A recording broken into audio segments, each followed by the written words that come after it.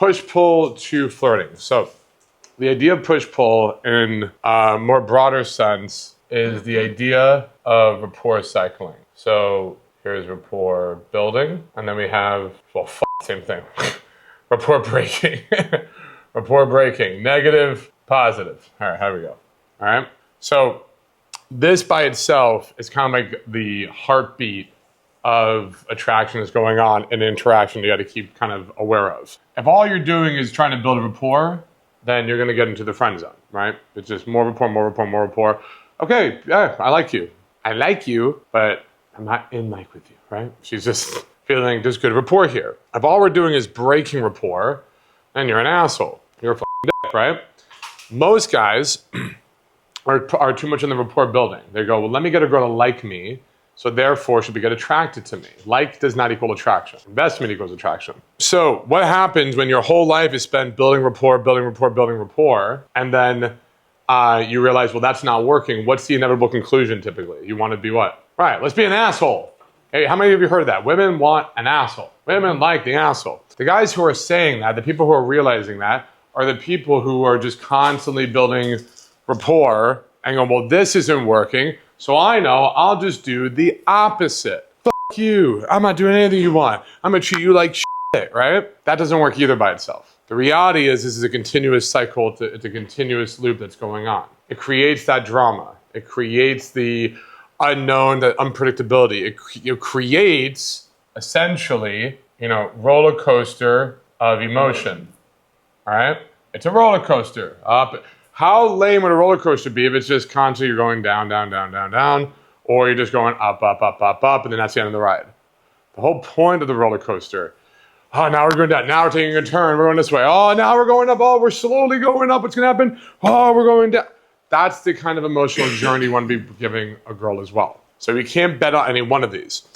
Now, what that means here, and we'll get to how that kind of ties into flirting in a bit with these two, is anything the girl says, you can find ways of any attraction structure to build rapport on it or to break rapport on it. You can do this with opinions, your statements. You can do this with your interest levels. I'm into you. I'm not into you, okay? You can do this with your body language. I'm into you. I'm not into you. I'm into you. I'm not into you. There's so many freaking ways of doing it. You can do a bunch of rapport builds. You're awesome. Holy shit, she got that Brazilian booty. Hell yeah, look at this girl goes. Oh my, you're a certified badass. What up?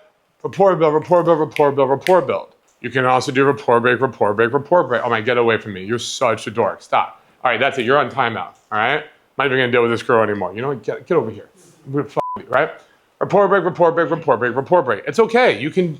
It's not always tit for tat. When it is tit for tat, though, smaller version, that's when it's called push-pull. The push-pull is simply just a smaller loop of rapport breaking. So in the scheme of things, you can do a bunch of rapport builds, a bunch of rapport breaks, then a rapport build, a rapport break, followed by 2 rapport builds, 1 rapport break, 3 rapport builds, 5 rapport breaks. It can be randomized, okay? Don't think of it like it has to be tit for tat. But if you do a tit for tat, usually it's like a soundbite, a line you can use, and that's called like a push-pull. The classic one I did on the London girl, does anybody remember? Are you either the coolest girl I've ever met or the weirdest? Haven't decided yet. That's a push-pull. You're either the coolest girl I've ever met or the weirdest, okay? So push-pull is like rapport building and rapport breaking. Exactly. And then rapport building and rapport... Rapport cycling is just a bigger, so it's like longer version. Rapport build, and then you do a couple of rapport breaks. Right. It's what like push-pull is like at the same time.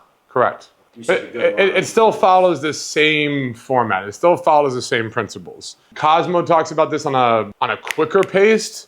So something that's even quicker than push-pull, like just back to back, whatever, called confusion patterns. Yeah. So that's just, again, but it all follows the same. So confusion patterns, like, you know what he's doing. I like you, get away from me, blah, blah, blah. It's like, it doesn't matter how quick or whatever. It all follows the same formula, okay? Your job is to keep kind of going back and forth with rapport breaks and rapport builds. Rapport builds can be a compliment, agreeing to something, saying something sweet or noticing something about her, finding a commonality. These are all rapport builds. Rapport breaks can be simple as saying no, disagreeing, having a differing opinion, teasing. These are rapport breaks. This is the heartbeat of attraction. Because when a girl... What are the requirements to be doing this in the first place? Comfort. Comfort leads to... This is bad. And none of this works. You can argue rapport building gets her comfortable.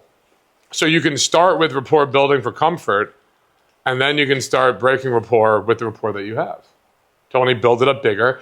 And if you want to get more scientific and theoretical, this is a technique also called fractionation, which means if I start something and I break it and I come back and do it again, it's stronger than if I just continuously did it.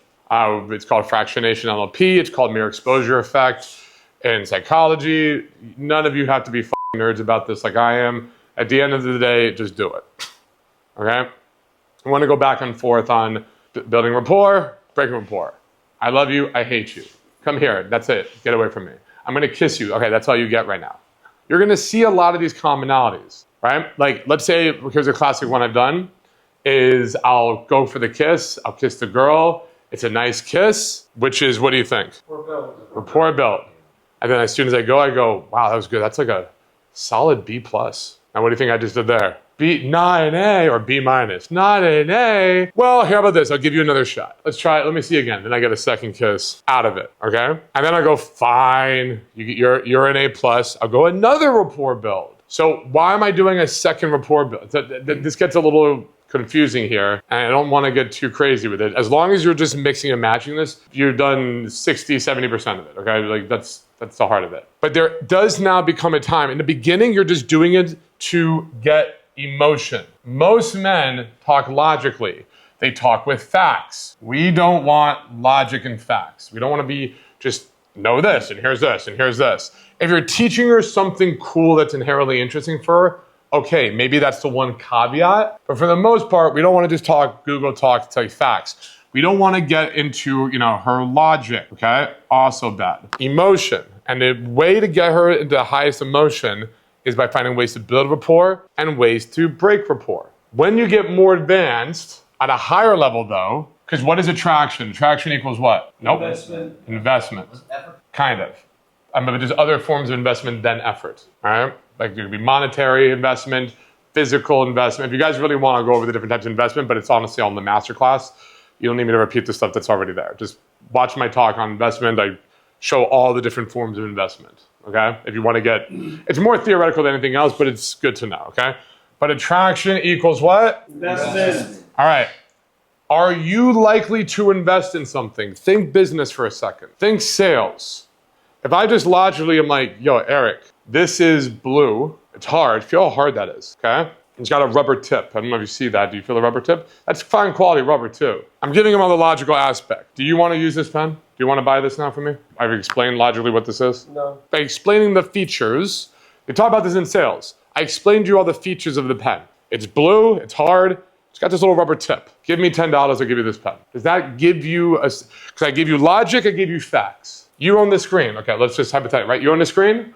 This is a $6,000 screen. Do you want to break this? Do you want your screen, your $6,000 investment to go to waste? This will make sure you don't smudge it and break it. Do you want to buy this? Well, let me ask you this. How long do you want to go by getting cracks and smudges in your screen? What's an acceptable amount of damage that you're cool with? You don't want any damage? No damage. This ensures you don't damage it at all. Because right now what you're doing is damaging it. So do you want to buy the thing that stops you from damaging it, or do you want to keep damaging it? Well, how long, do you understand the reason you're thinking, now I'm doing objection handling, right? But do you see how we're making a case now, an emotional sense? Do you see how that triggers an emotion? Now this is sales, but that's the way to sell the pen. You care about whatever, you feel an emotion, and this is attached to the emotion now. Doesn't matter if it's blue, doesn't matter if it's hard, doesn't matter this, it matters the benefit. Same thing when you're selling yourself to the girl. It doesn't matter how tall you are, rich you are, doesn't matter how good your beard is, blah, blah, blah. All that matters is how you make her feel. If you get the girl to feel the right amount, all these things you're talking about, rich, tall, jacked, all of it is just something that by itself tends to create an emotion. And an emotion is what makes people want to invest. And when they invest, that's when they become attracted. This is human psychology 101 here. So this becomes the end goal. If you get her feeling emotion, then she's more likely to invest, which means she's more likely to become attracted.